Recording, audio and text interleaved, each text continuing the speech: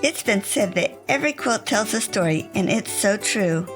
But I also believe every quilter has a story to tell. I wanted to hear about the people behind these wonderful quilts and thought you'd enjoy hearing about their lives also. Welcome to A Quilter's Life. Judy Smock was raised by a woman that spent her life teaching people to sew using shortcuts and techniques that were designed by Judy's mother to speed up the job so that the workers could make money.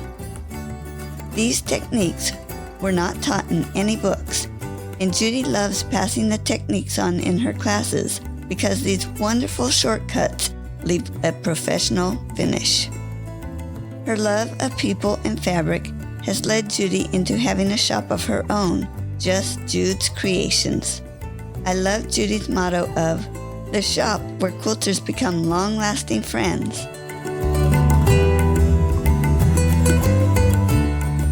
Judy, thank you so much for joining me on A Quilter's Life. You're welcome.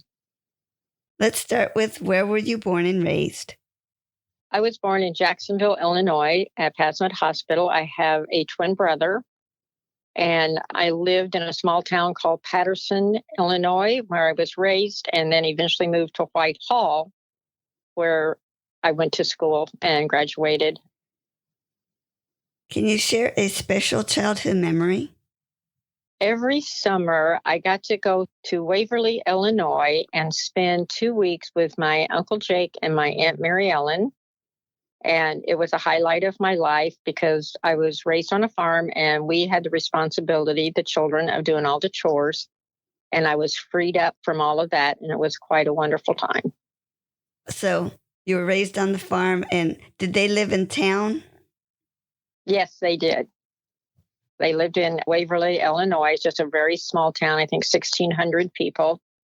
But it was a really, really grand time for me because I got to walk sidewalks, which we didn't have, on the farm, and do things that city people got to do. And it was really, really a wonderful time for me.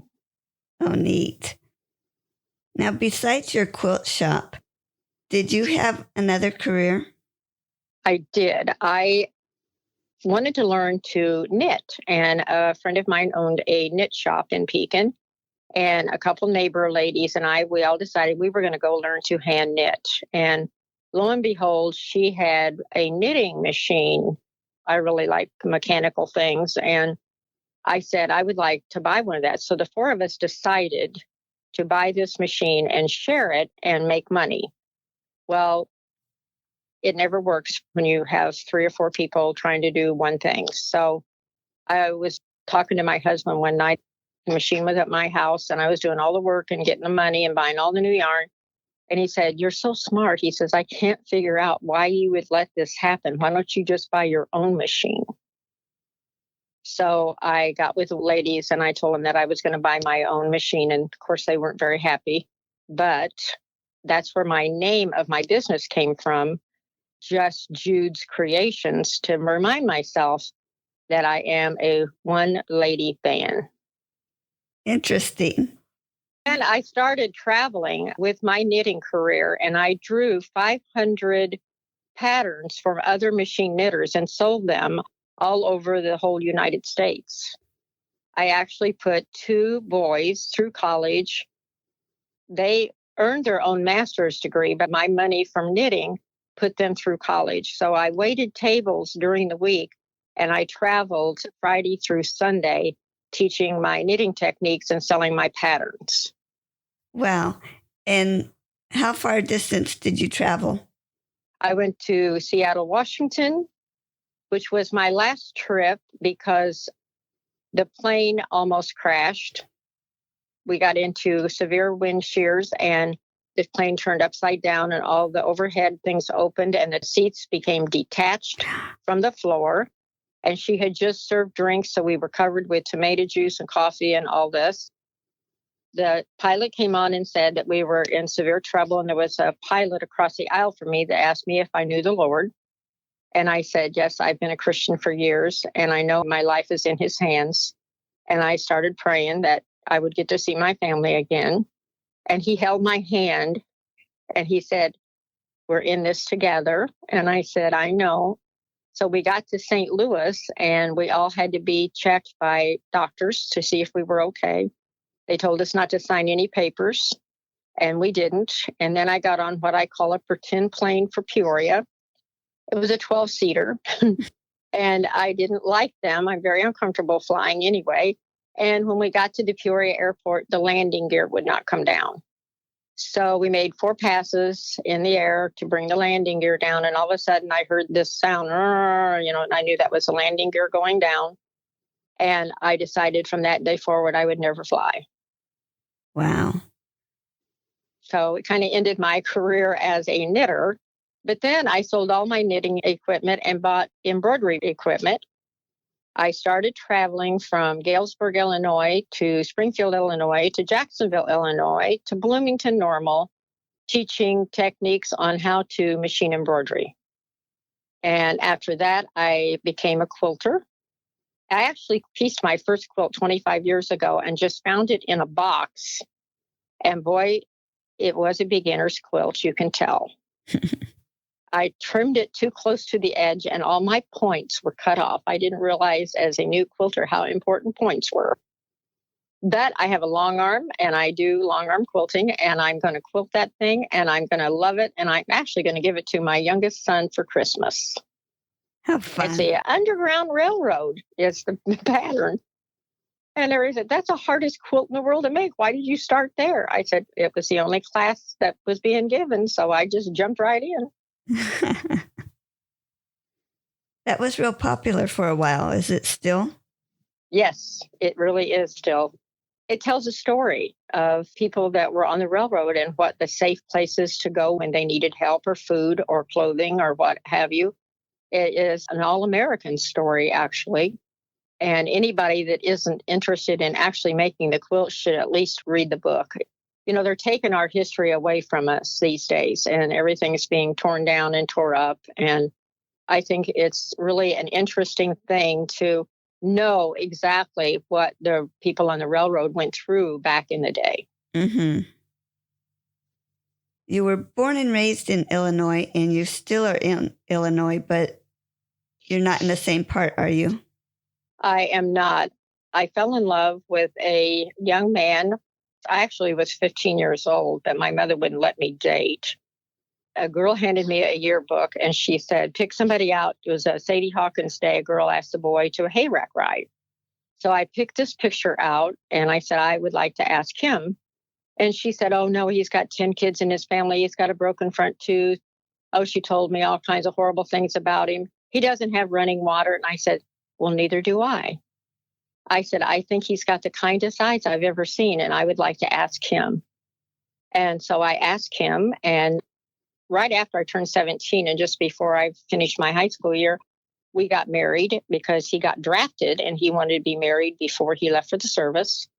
And I had several miscarriages because I had the RH factor, but we raised 2 wonderful young men that are Christian men, have fabulous jobs, and one's an educator. He's a Morton, Illinois superintendent, and he has his doctorate. So I call him Dr. Smock when I'm teasing him. And the other one works for an aerospace place that builds rockets for the government in Rockford, Illinois. He is a quality control inspector. So I see their father in them both. They're wonderful young men, good Christian men. And Danny and I were married for 50 years. And he got Agent Orange from Vietnam and passed away in the hospital in 2015. Wow. So sorry. Mm-hmm. But that's what brought us to Pekin was Dan had a job at Caterpillar before he got drafted, and they held his job. Oh, nice. That's good to hear about Caterpillar. Mm-hmm. And he started out as a lineman to make track shoes, and he became their first design engineer that won them 5 patents on his design ideas, which paid him $1 a piece for each one. Yeah. We built a house in 1978, and that was the biggest snowfall that had ever landed in our whole United States. And we did everything ourselves but lay the carpet and plaster the walls It took us a year to the day. It was 2,800 square feet main level and 1,800 lower level. And we lived there for 46 years before he bought me a house in Pekin in town, because it was a country subdivision with a lake. We had 4 acres, and he did not want me out there to take care of that by myself. So before he passed away, he bought me a house in Pekin so I would be closer to my place of business. Of course, I didn't really like the house, but that's where he wanted me to be. And I have totally gutted it and redone it and put a new front porch on with a swing, and I put a sewing room on, and I've made it my own. Nice. And now you like it. I love it. Actually, realtors stop and ask me if I would sell it. It has a lot of charm and curb appeal. Oh, wow. When I moved into town, I had a room built on a 16 by 16 foot room. My husband made me promise if he lived that he would have a room to drink coffee and read his newspaper in. And so I told him that the house that he had asked me to buy, when I went in the house the first time, this feeling came over me like that's where I should be. But I really didn't like a lot about the house. And I went back and looked at it a second time, and the same feeling came over me. And he said he needed to know where I was going to be if he wasn't going to be with me. And when we built our house 46 years ago, we promised each other when we made the last nail in the wall that no other person would ever share that house with another person, that we would move before we would have another mate. Well, I'll never have another mate. Once you've had the best, you would even consider. He was the most awesome man and father and husband that anybody ever could have asked for. He was just a wonderful, wonderful person. And, for me to pick him out of a yearbook and end up marrying him and have over 50 years of marriage with him, I mean, that was just an amazing thing.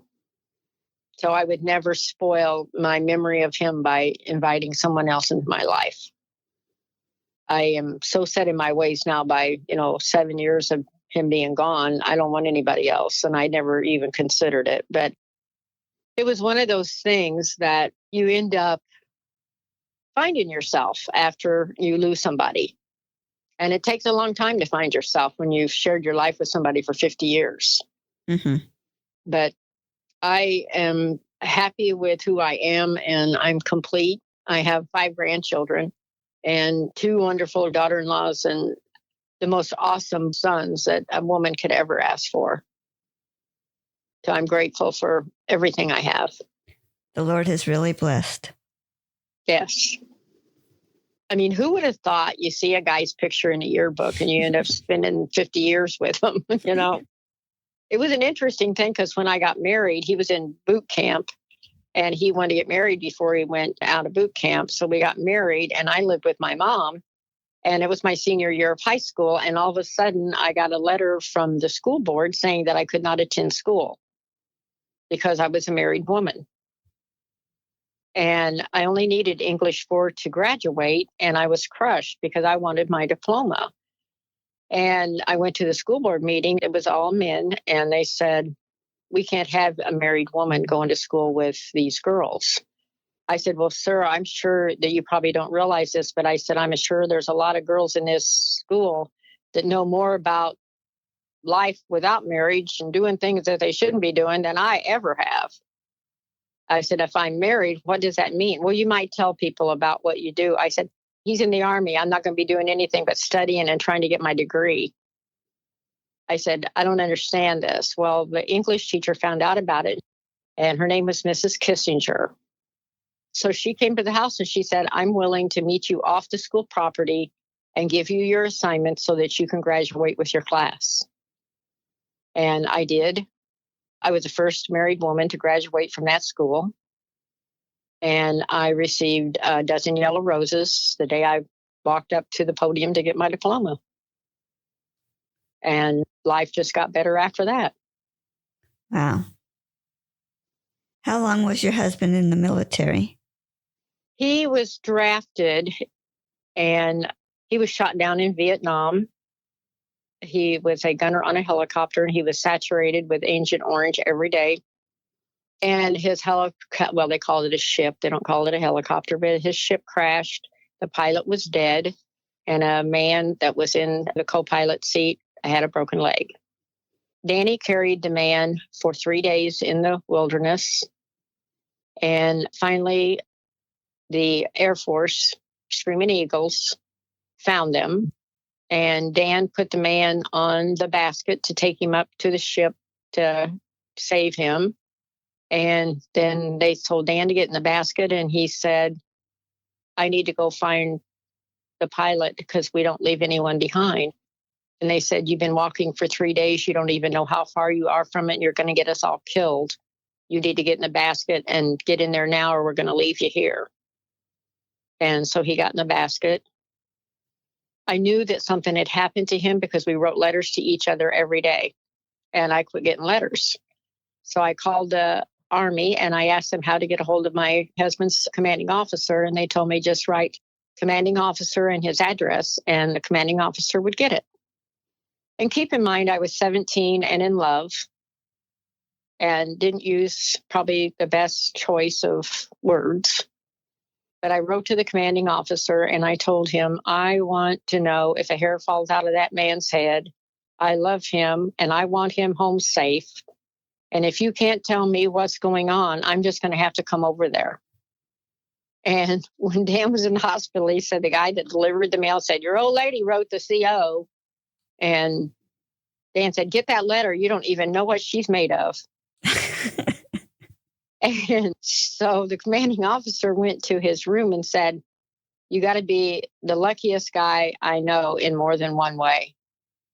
And Dan says, how do you see that? He said, well, you're alive.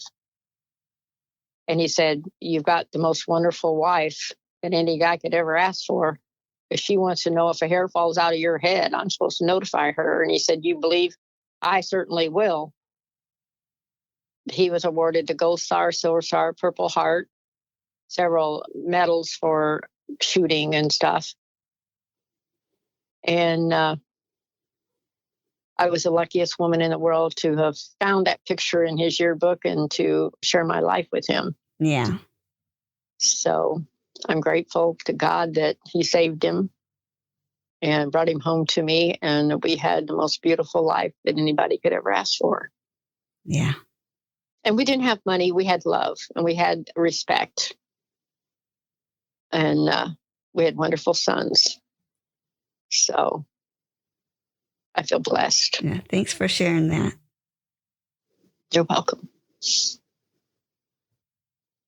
Well, we may have already covered this. Besides quilting, what other crafts do you do or have done? Well, I am an embroidery enthusiast, and a lot of my quilts I have won ribbons on at the Peoria Quilt Show. There was an appraiser from Chicago that came down to appraise quilts, and some of my quilts have appraised for $2,200 to $2,800 each. They're very intricate embroidery. I'm told, I should say, that I have a quality of picking colors that are outstanding. And I have people come from all over to have me pick the colors to put their quilts together. I'm a people-loving person. I'm a Christian, and I believe that God guides me in directions to protect me. And I just bought a new building last year, and I've been spending a lot of time and money on it, redoing it, and I'm very proud of it. And I think my husband would just think that it was the best thing in the world a person could do. I write him letters and tell him still what I'm doing in case he doesn't know. Mm-hmm. But I am an embroidery person, and I also am a gardener. I was never a gardener before because my husband did all the flower planting and all the tree planting. And I remember he planted 3 dogwood trees at different times, and they all died. Well, the day that he passed away, I went to the nursery and bought a dogwood tree. And I'm happy to say that I planted it August 26th, 2015. And it has blooms as big as a saucer on it. And I look up to the sky and I said, you should have let me planted one of those trees. And I plant flowers. I spend about $500 on flowers every year in my yard because he was a flower-loving person, and I do it to honor him. Nice. That must be beautiful. I recently bought a wheelbarrow, and next year there's going to be a wheelbarrow in the yard. I add something new every year, and this year I added a light that's on a stand that you have in the house. Mhm. And I took the guts out of it, and I put a big bowl on the top of it, and I planted flowers on the top, and then I put lights in it. Oh, cool. So it's a lamp on a stand, and I concreted it in. Then I put a big bowl on the top of it where the fixture would have been. And I have ivy and different things planted in it. And people stop. I've even had a bicycle stolen out of my yard because it lit up at night with the tail light and the headlight, and someone stole it. Oh, But you just move on and think of other things to do. So I have a she shed, and I'm also a tool person. When my husband passed away, I gave my 3 grandchildren, 2 girls and a boy, toolboxes, and I let them go in the garage and pick anything of their grandfather's tool that they wanted to put in their toolbox so that they could have tools that his hands touched. I kept a lot of his tools because I was a tomboy. I had a twin brother. And so I helped him put a engine in a 52 Chevy over a swing set frame, and we drug it that night. And I won the powder puff, and he won a trophy. And when we walked in the door at home, my mother said, "Where's the trophy?" She was in bed, we thought asleep. And I said, "They're in the trunk of his car." And so I've been kind of a tomboy all my life. So I think it's fun to do things that aren't ordinarily what girls do. yeah. Do you think some of these hobbies show up in your quilting? Oh, I know they do. I have a quilt that I'm just doing right now. It's called Sunday Ride, and it's bicycles. And I haven't got it completely finished yet, but I'm going to have a class on it this fall. And it is based on rows of designs, and it's bicycles, and then there's water in the background and sky, and there's birds in the air, there's bumblebees, there's ladybugs, and there's ants on a pillow. Somebody's having a picnic on one of the rows, and I have a very, very vivid imagination, and I put that to work with my embroidery and my sewing. So, do you draw some of your embroidery? I do draw some of my embroidery. I used to try to digitize, and I found out that you can spend 45 hours on a small design, and people don't want to pay you but $5. So I decided that I would enhance my stuff with other people's stuff. So that's basically what I do. I have a great group that comes to take classes and support me, which I'm very thankful for. I have sisters in Christ that come all the time, sometimes just to talk and share what might be bothering them, but they're also quilters. I got my love of sewing from my mother. She taught people to sew, and it was called a co-ed. And they did piecework, and she would go in and do the collars and then do the zippers and do this, and everybody did a certain job that made the garment complete. So I picked up a lot of good tips from her to make it look professional, really easy. And then when her mother got ill, I bought her a quilting machine, and we went searching for quilt tops. She quilted over 100 quilt tops. Everybody got tired of saying, "No, Mom, I don't need another quilt." So she just died last year at 92. She was the light of my life. It was funny because she would never let us touch her machine when we were young because that was how she made her living. Yeah. So when I got married and Dan went into the service, I asked him if he cared if I bought a sewing machine, and he said, "No, please do." So I did. And I ended up making designer jeans before they were cool. I let my boys draw what they wanted on their blue jeans, stars, and you would name it. And all the kids at school wanted to know, "Will she make me a pair of designer jeans?" And they said, "Oh, no, that's just for us." Little did I know that I beat the system with the designer jean part before it was even a fashionable thing. So Neat. Something I saw on your website, if you could explain a little bit more about your mother. You said she taught them to do different. it was called piecework. And she would go in a couple hours before time to go to work, and she would set and put zippers in and time it. And then she would set the price for them per zipper so that the women could make money. Then the next thing she would do, she would have collars. They did clothing for Jonathan Logan out of New York. And I'm telling you, they were fabulous garments. I was fairly young when she started that. And the gentleman that owned the place was Mr. Freud. And he was a German man. I think he was probably 10 foot tall, but really as a child, he looked that way. But I'm sure he was only about 7 foot tall. And great big built guy. And he had such a deep voice. And he always wanted us to come in his office. And we were afraid of him. So we'd sit there at the back door and wait for my mom to get off work when we'd come home from school. And she would teach how to put zippers in, how to put buttonholes. Every person had a different job that they did for that garment. And at the end of the day, they would have a completed garment. Then they would get shipped off, and then they would send fabric. Jonathan Logan sent all the fabric to the co-ed for them to use with patterns, and somebody cut out patterns, some pressed stuff. Every person had a job. And every job my mom did up front so that she could make sure that they made money so that they could make a living. It was just an interesting thing. So she gave me hints and techniques that she used that never have been written in a book that I now teach the girls that come here to sew. That is so neat. Are you going to put it in a book someday? I write poetry. And I've thought about writing. I did write a technique book, which was kind of interesting. When I was machine knitting, I would knit yardage, and I made the neatest slacks and tops that matched. And ICC College contacted me one day because I had a how-to book. I considered a pamphlet. It was only 8 pages, but they called it a book. And they contacted me and wanted to know if I would come to ICC College and teach a day in writing, is what they called it. And I said, well, sir, I said, I'm not qualified to do that. And he says, I have your book here. He said, you are qualified. I said, then I'm always up for a challenge. I would love to try it.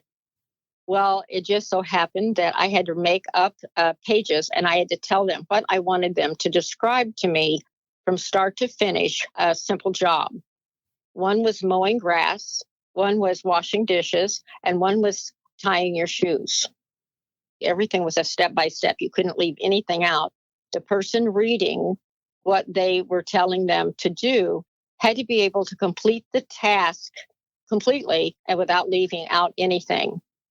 Well, it just so happened that word got out that I was probably the most fun person there. I had standing room only, and some of the other teachers had no one in their class, and they weren't very happy with me because I was not a qualified teacher. But, when you know how to start something and finish it, that's considered the job. I got a standing ovation at the end of the day, and they said that I was the most interesting teacher they had ever had. So I took that as a real compliment. Yeah. Have fun. So, mm-hmm. Well, was it your mother that introduced you to quilting? Yes, it was. She hand quilted. She actually crocheted as well, which she taught me to crochet. So I knitted and I crocheted. I still couldn't do that, but I broke both my wrists last year. I fell and broke them both. And so I'm just now getting back to being able to crochet and knit. It does something horrible to your hands, and I had to have surgery 4 times. But she did a poppy quilt. It was great big red poppies on a white background. And she basically hand appliqued the whole quilt. And she gave it to my brother's wife, unquilted, just the top. And she promised to get it quilted. Well, they ended up using it as a blanket at the park and didn't get it quilted and almost ruined it. And when Mother found out that Wanda had not done the quilt properly, she got it back and she gave it to me, and I quilted it and gave it back to her as a gift. Nice. What's your favorite quilt? My favorite quilt is the one that I just hung on the wall today to take a picture of. I found a piece of fabric that had embroidery work already on it. It's big pink flowers and it's in rows. And I used that pink that had the embroidery work already on it to pick the colors out for my flowers and my leaves. And it's a quilt from Jenny Haskins. She was an excellent embroidery person. She's from overseas, and I've made several of her quilts. I taught machine embroidery at a quilt shop in Pekin, Illinois for 12 years. Like I said before, I put quilts in the quilt show. Well, I was basically asked not to bring any more quilts because I was taking all the ribbons and people were very upset about it. So I went home crying, and my husband said, Jude, you don't need anybody to tell you that you make beautiful quilts. Just don't go back. I said, okay. So I didn't. I have never gone back. But, every quilt that you make, you love. Mm-hmm. And I just recently sold my very first quilt that I made. It's the preacher's wife wanted it in the worst way. And she came and she said, oh, I love hearts and I love that quilt. Would you sell it? And I said, I really don't sell my quilts. The time and effort and everything that goes into them is so expensive that people just won't pay for it. She said, well, what would you sell it to me? And so I finally gave her a price. And her husband came into the shop, the preacher, and he said, what makes you think this quilt is worth that much money? And trying real hard not to be disrespectful, I just walked to the door and said, it appraised for $2,200 by a professional appraiser. I have paperwork on it if you'd like to see it. And he said, well, I didn't know that a quilt would ever sell for that much. Well, I said, if you aren't interested in buying that, I said, I really am interested in keeping it. Well, he ended up buying it for his wife because she wanted it. But people don't understand how much time, effort, hours on a machine, thread, it's all very expensive. And if you paid yourself only $5 an hour, the quilt might take 3 months to make. So people don't understand the quality and quantity of time that goes into making a beautiful quilt. Mm-hmm. Well, you're working on your quilts. Is there a favorite tool that you are so happy you have? Well, it's always a seam ripper. You can sew and sew and sew, and then you sometimes have to unsew. So a quality seam ripper is probably your best friend. Everybody makes mistakes, and mistakes is what I call an adventure in learning. If you don't make mistakes, you don't really learn anything new. And you can make a mistake in a quilt, and maybe you're the only one that sees it. And my mother used to say, well, if you can't see it on a galloping horse, it doesn't matter. Well, to me, it does matter because I know that that mistake is in there. So I don't usually follow her advice on that. But a new quilter, I do allow them to think that that's okay when they're starting out because quilting is very precise. You have to match points. And I just ran into my very first quilt that I made 25 years ago. I pieced it, and it's the railroad quilt. And I cut my outside border too close, and I cut my points off. I didn't know exactly how important points are when you're quilting a quilt. And everybody that's a quilter, believe me, they look at your points. So if they don't match, she should have taken that out. That's the whispering behind your back. And then I say, well, my mother said, if you can't see it from a galloping horse, it doesn't matter. They don't approve. If you can't have fun in what you're doing and love what you're doing, is it really worthwhile? When I first opened my first shop, my first motto, I embroidered something and it says, I just want to make beautiful things even if no one cares. And I truly still believe that. And I still make beautiful things, but now I care. So you always grow. Yeah. In what you're doing. Yeah. Is there a particular part of the quilting process you like more than others, or do you like each step? Well, each step leads to the completion, and a completed anything is always a treasure. One of my favorite things that most people dread is I love to bind a quilt. I hand bind my quilts. Mm-hmm. And I have taught so many people how to make the most beautiful points on the corners of their quilt in the most easiest. Oh, it's just such an easy thing to teach, but people don't teach it for some reason. I had a girl that, it's kind of an interesting story. She took machine knitting classes from me in 1978. And 2 years ago, she walks in my shop. She has on a mask and she has on sunglasses. And she said, "Do you know who I am?" And I said, "Do I get a hint?" And she said, "You taught me machine knitting in 1978. I said, "You're Carol Johnson. You lived in Dixon. You moved to Beardstown. And then I lost you." She takes her sunglasses off. She says, "I can't believe that you know me." And I said, "When you meet someone you love, you never forget them. They're always in your heart somewhere." And I said, "I've never forgotten you." Well, she's probably one of my best customers to this day. Another new friend in Christ. I took care of an older lady, and she said to me once, "Let's go rubber around." And I had never heard that expression. And that means just go to the store and look around. You don't even have to buy anything. You just look around, but they always called it rubbering around, and I don't know why. So I called her one day and I said, "Let's go rubber around." And she said, "What does that mean?" And I said, "We're going to go to thrift shops and see what we can do." I make pin cushions out of beautiful glass dishes, picture frames, all kinds of things, and give them as gifts. And so I like to so-called rubber around to see if there's anything that I can form a pin cushion and put in. So it's just one of those things that inspire you. Sometimes you even laugh about it, because it's funny. Mm-hmm. I bought a pig the other day and I tied a bow around her neck. I'm putting the really expensive pins in her and I'm calling her the pin cushion. And I'm having a contest after I get back from my vacation. You name the pig. I have picked a name for the pig. You guess the name of the pig and you get a 15% off discount of whatever you buy. And then I bought a big ant and I tied a big bow around her head. And then I bought 3 little black ants that are all metal. And when I get back from my vacation, I'm hiding them in sight through the shop. And underneath their belly, it will say the discount they get for their purchase of one item purchase.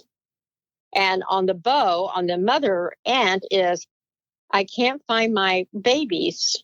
Please help me and win a prize." And they're going to be in plain sight, but I have found some places to put them that they're very hard to distinguish where they are.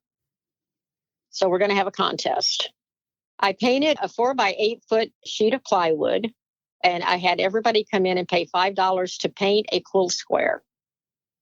A gentleman is topping it with that clear, hard stuff because it's going to be hanging on the outside of my building, and it's going to be a ceremony called the hanging of the quilt. And I'm in hopes that one of the channels from Peoria will come and video the hanging of the quilt. I have a concrete wall that's 20 feet long and 8 feet wide. And I had my granddaughter come and paint sewing notions all over that wall. And I gave her tiny little pictures, and she's an artist. She's won contests galore. And she sat on the ground and she painted. One of them says 600 bolts of fabric. Well, now it's 1,600. One of them is just scissors, pin cushions, rotary cutters, scissors, seam rippers, all kinds of sewing notions is on that wall. People that go by see that and they turn around and come back. I didn't know it was a quilt shop. So you got to figure out when you don't have money for advertising how to get people in your shops. Mm-hmm. And I'm very creative. Those are great ideas and sound like a lot of fun. Share with me about your worst quilting experience. My worst quilting experience was when a child came in the shop with a snow cone. And I asked her mother to please take the snow cone away from the child. It was, I think, cherry. And the girl tripped and the snow cone went flying and landed on my quilt square that I was working on. and red does not come out of anything. So that was probably the worst experience I've had, which I consider myself very lucky that was the worst one. Yeah. Yeah, people don't realize how much time we put into those squares, do they? No, they don't have it. And, fabric has gotten so expensive. I'm still the most reasonable fabric. I sell my fabric for $11 a yard, and it's quality, very, very high quality fabric. Most places that I go around to look at other people's stuff is anywhere from $12.95 to $14.95 a yard. I think that you can make a little bit of money on a lot of things and do okay. You don't need to make all your money on one item. And that's just my theory. Yeah. Why do you think you continue to make quilts instead of doing something else? I am doing something else. I am making towels. I'm making table runners. In fact, when I come back from vacation, we're going to do a beautiful fall table runner that I'm going to make kits for.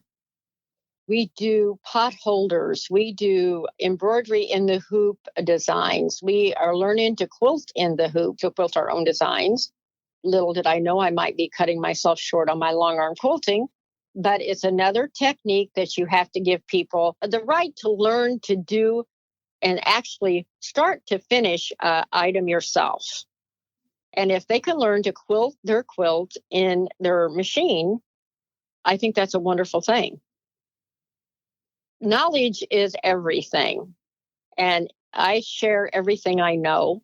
If I don't know something and someone comes in and asks me about it, I figure out how to look it up. I find it and I call them back and I said, I know how to do it. Come in and I'll give you a free little example of how to do it. And maybe we can make something together. And that's how you make new friends. That's how you make new customers. Mm-hmm. You never have enough customers. No. Who do you usually make your quilts for? Right now, I mostly make my quilts to teach people and get them involved in making a quilt for themselves. I have stopped making elaborate quilts and have gone more to the quilts that you would actually use. You can only have so many beautiful quilts that you don't want to do anything with but look at.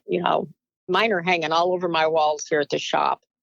And as much as I love them, and I did teach classes with them, right now I'm working on, I bought linen and I'm making a bedspread for my bed. I have fabric that I use for the valances for my shower, my bathroom window, and my bedroom window.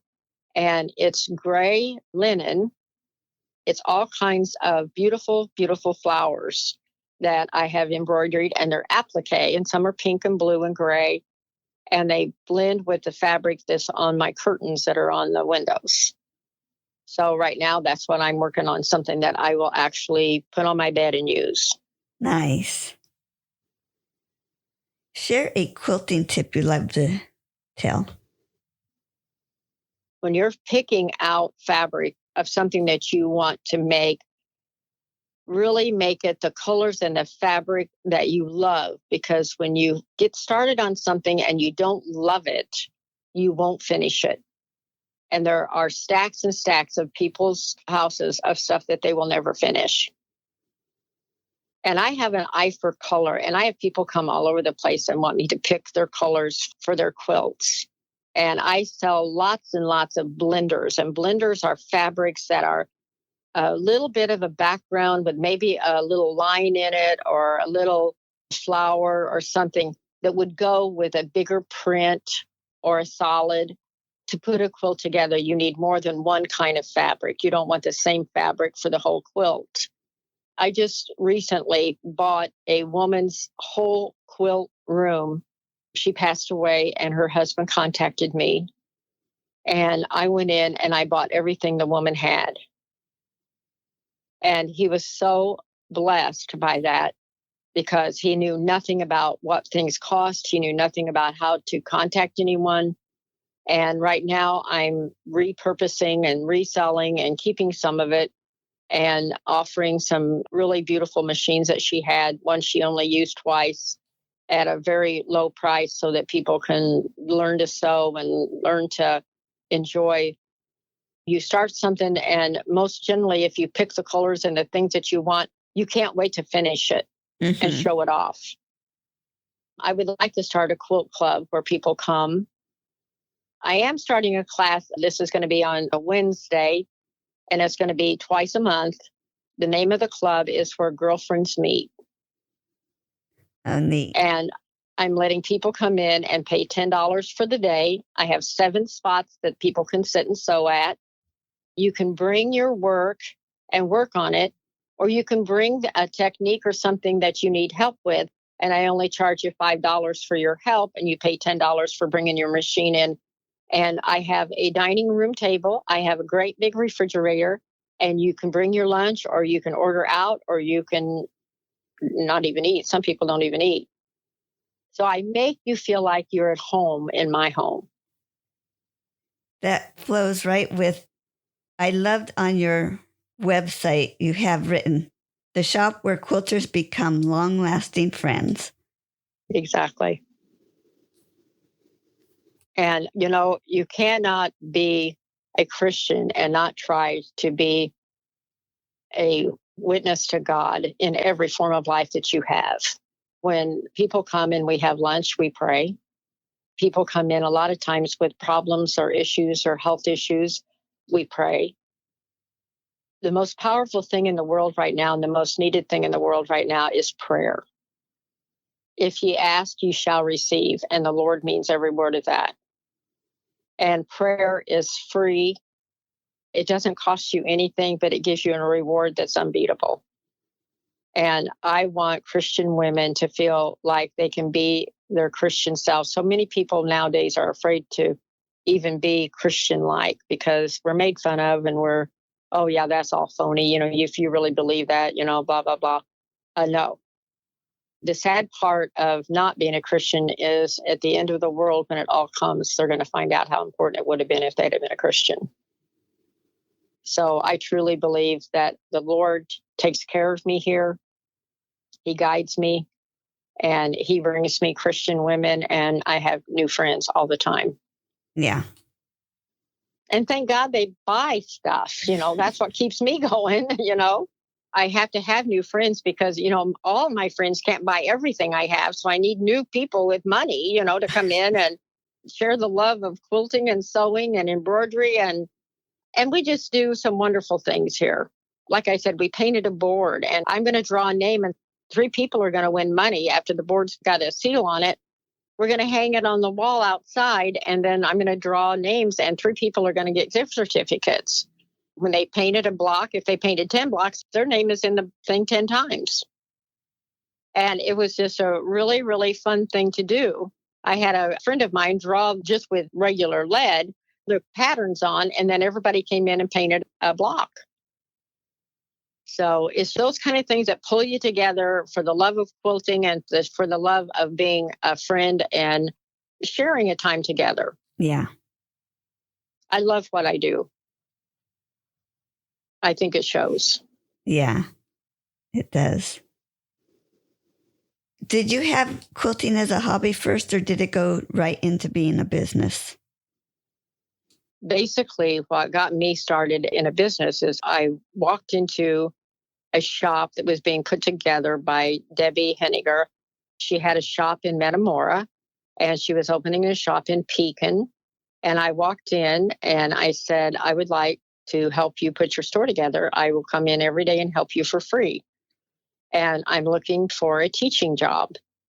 And I said, I do sewing and embroidery and quilting. And I said, I would like to be part of your place. And she said, oh, if you're going to be helping me for free, she said, that's perfect. And then I took my mother, because I had a couple of days that I was spending with my mother, and my mother went in, and we all put books away and put notions away. And we just had the best time. And my mom got out of the house, and she enjoyed it so much. And I ended up selling machines for her, and I sold a lot of machines for her. I had classes for her 3 times a week. I quit traveling all over the other places, and I was just there for her. And then she decided to sell this shop in Pekin and opened a shop in Peoria. And she wanted me to travel to Peoria. It's actually on the other side of Peoria, at the end of Peoria. She wanted me to travel over there and teach. And I know so much about women because I am one. And when someone goes into a business and there's always a leader and there's always the followers, and their leaders had already been picked. And I know well enough that you're not going to go into a place and try to take over someone else's position. That never works. It's always a bad thing. And I told her that I could not travel there and that I would not try to take someone's job that was already there.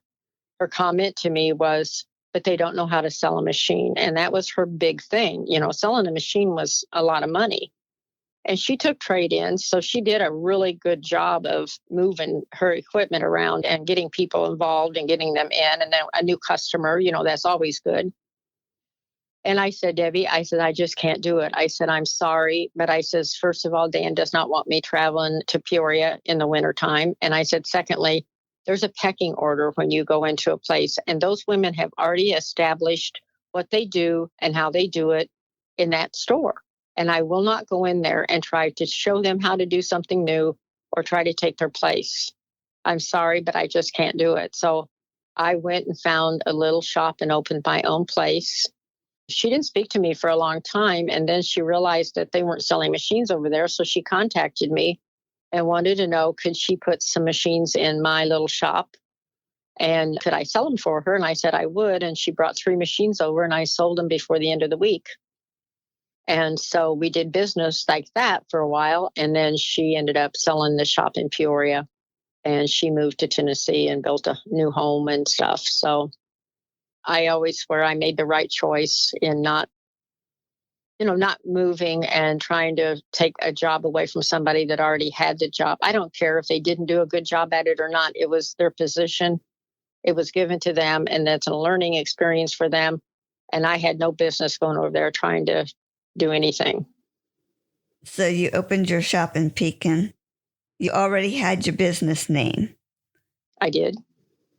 Like I mentioned earlier, I knew your name was Judy, and I saw just Jude's. I thought maybe you were saying just Judy's Creations with an E instead of a Y, but this was Jude's. So explain that to me. Well, from the day I met Dan, my name was Jude. He never called me Judy unless I did something wrong. It was like your mother, Judy K, you know. It was a hey Jude, hey Jude, hey Jude, you know, and that's right when the Beatles song out, hey Jude, you know, so I got sick of hearing it.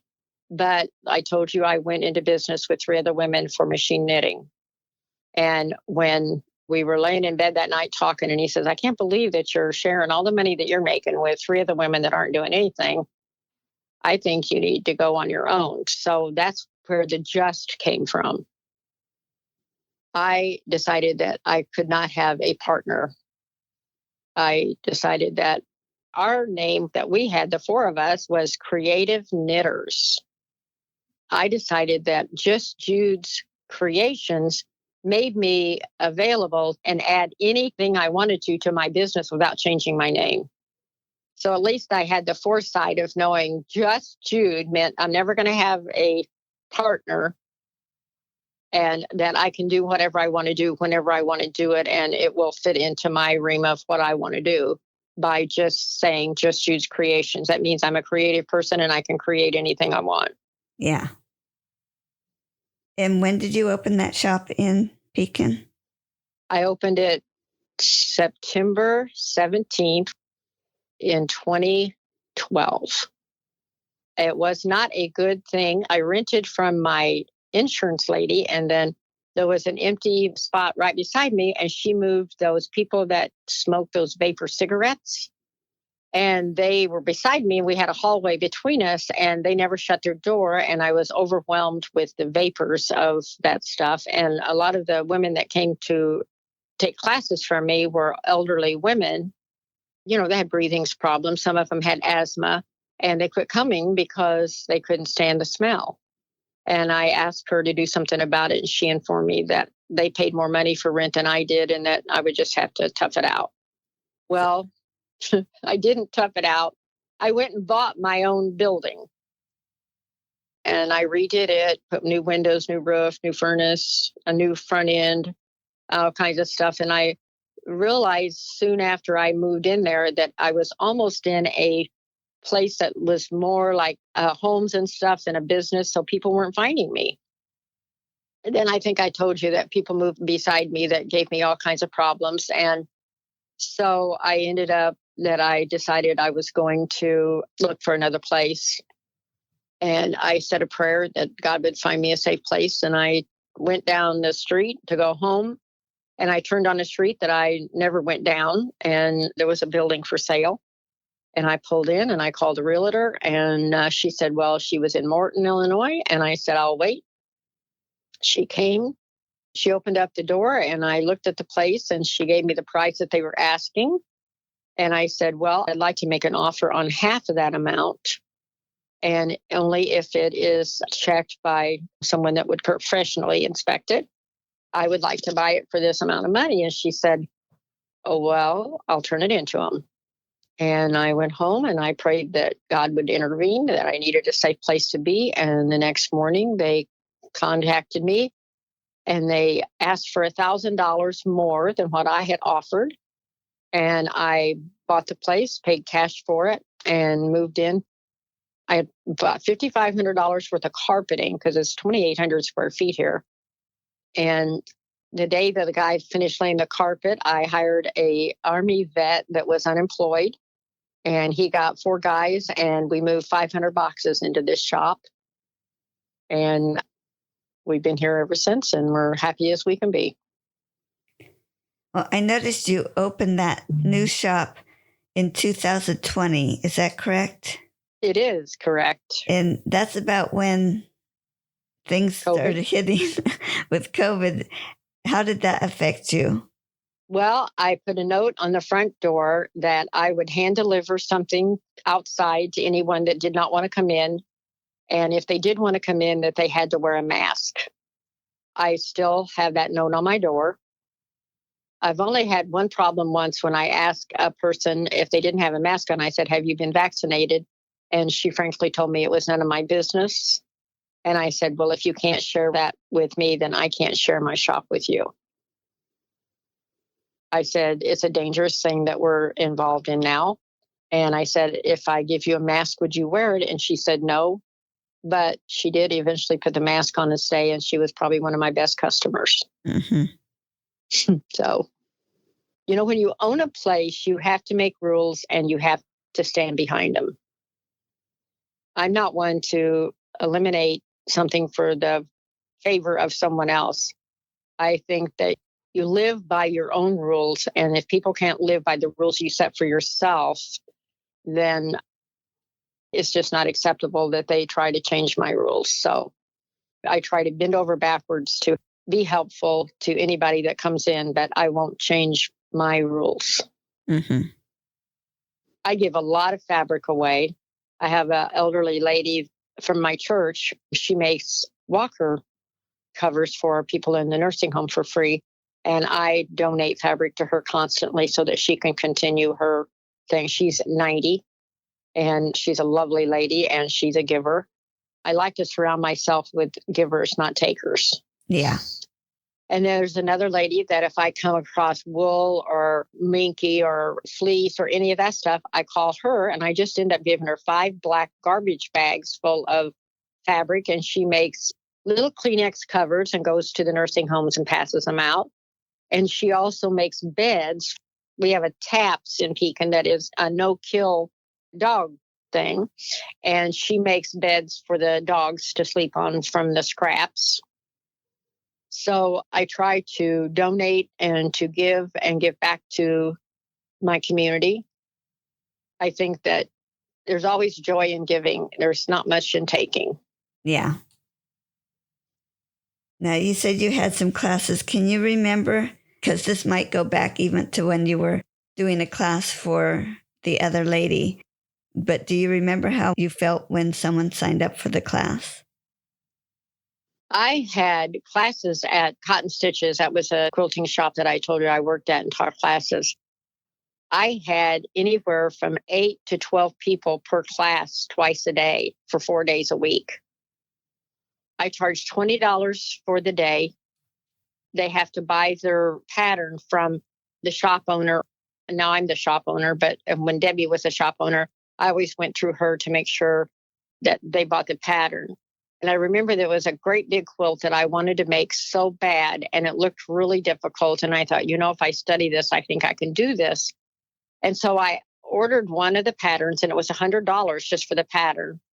And I started on the quilt, and we only had an embroidery machine that had an 8x10 hoop, which is very small. And the quilt, each square was 20 inches big. So you had to keep rehooping in order to add to the squares. And I got 4 or 5 squares done, and I sewed them together, and I put them on a bulletin board in the room. And I says, who would like to sign up for this class? I had 10 people sign up. And I called Debbie and I said, I need you to order 10 of those patterns. And she said, those are $100 each. And I says, I know, but your cost is $50. So I said, I'll charge them $100, but would you order me 10? And she says, I don't think you're going to get 10 people. I said, I already have 10 people signed up. I said, if you don't sell the patterns, I'll buy them. Okay. She said, I'll do that. So she did it. 11 people ended up signing up, and 10 people finished their quilt. And one lady made 4. I've made 3, and another lady made 2. And it was a company from Australia. And I sent her pictures of the girls' quilts, and she put me in her newsletter of a person that taught 10 people in one class how to make the rose quilt. So I was popular in Australia for a moment. And I proved to Debbie that 10 people took the class and 10 people finished the quilts. And I know one lady just made 4 of them. Well, paying that much for a pattern, you have to use it more than once, right? Yeah, well, you stick with it too. You don't give up. So, but it was applique, which, you lay fabric down, sew around, trim around the fabric, and then you do your finishing embroidery work on it. It was an amazing class. We had to move into a bigger room because it was 10 of them with 10 machines and 2 ironing boards. It was a lot of fun, and we all became really close friends. Yeah. Judy, was there anything else you wanted to share with me before you tell me where we can find your business? Basically, if you want to learn to sew, please let me know. I have machines here that I donate to sewers that don't have a machine. I, in fact, had 5 little 9-year-olds, and I gave them all a machine. They sewed for a while, and then they lost interest. Children, you have to keep them constantly involved in order to keep their attention. They were homeschooled, and they sewed for a while, and then they quit sewing. But the COVID made the big difference in them quitting to sew because they did not want to get vaccinated. They did not want to wear a mask. And I basically had to finally just close that. But I know there's people out there that maybe have a sewing machine in a closet somewhere. It doesn't have to be a new sewing machine. It doesn't have to be an expensive sewing machine. And if you don't know how to use it, bring it in and I will teach you how to use it. Everybody needs to learn to do something that they enjoy for themselves. It's really great to see yourself make something that's beautiful. I just had a young lady that when I put on my Facebook page where girlfriends meet, she contacted me and she said, I have a machine in a box that's been sitting in here for 3 years. I've never opened it and I don't know how to use it. She's been coming in and she's made 2 baby quilts. It's such a wonderful thing to see yourself make something that's beautiful. And it isn't beautiful to everybody, but it's beautiful to you. Yeah. And that's self-fulfillment. And self-fulfillment goes a long way in this day and age because we have so little to look forward to. Mm-hmm. Our world's a mess, but we need to consider making something beautiful to help ourselves be happy. Well, thank you so much, Judy. And where can we find your business? I'm at 819 Derby Street, across from Spencer & Snell Jewelry Store in Pekin, Illinois. My phone numbers are on my Facebook page and on my website, which you're going to put on. I love meeting new people, and I love helping, and I love teaching. And I hope to touch some new people's lives. I hope everyone goes to your episode page to find this information, but just in case someone's listening and can't get onto the website, can you tell them your website address? It's justjudescreation.com. Great. Thank you so much. Thank you. A pleasure meeting you. It was great to have you on. Bye-bye. Bye-bye.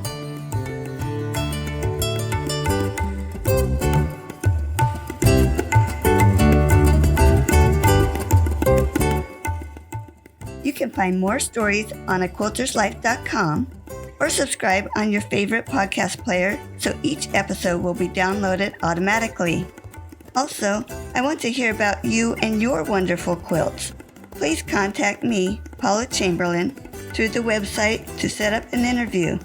And as always, thanks for listening.